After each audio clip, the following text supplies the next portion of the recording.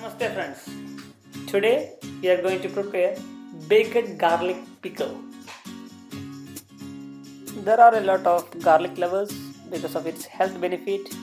It reduces the blood pressure, reduces cholesterol, increases immunity power and a lot. Today my wife is going to prepare this pickle for you. So once again welcome you all to one another special recipe with Nara's Kitchen. We are using 1.5 kilo of garlic.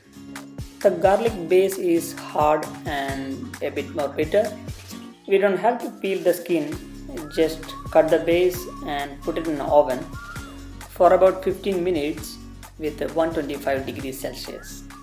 It's very easy to peel once it's baked. Just give a push, the claws will come out. Also make sure that we are not over baking it, we just need to make it soft. The garlic which we got is bigger in size, so we are cutting down into small pieces, but you can also use smaller garlics. Also we need some fresh garlic and ginger to make the ginger garlic paste for the pickle. Cut vegetables, spices and all other ingredients are ready, and you will get full information along with the cooking. So let's start by taking 100 ml of sunflower oil, and we need to heat it up together with the 50 ml of sesame oil. Once the oil is heated up, add 1 tablespoon mustard seed, nicely chopped 10 curry leaves and 1 teaspoon red chili flakes and 5 tablespoons crushed ginger and garlic. You can also use 5 tablespoons of ginger garlic paste instead. Give it a good mix, and when it gets light brown color, we will add 10 nicely chopped green chilies.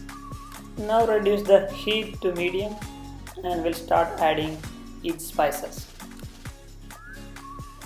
Firstly 1 teaspoon black pepper, then 1 teaspoon mustard powder. Next we will add 1 teaspoon fenugreek powder, 2 teaspoon turmeric powder, 1 teaspoon hing or asafoetida. Next is red chili powder.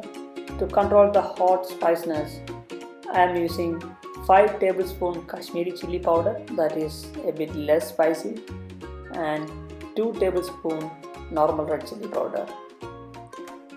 Now it's going to be a very thick mix.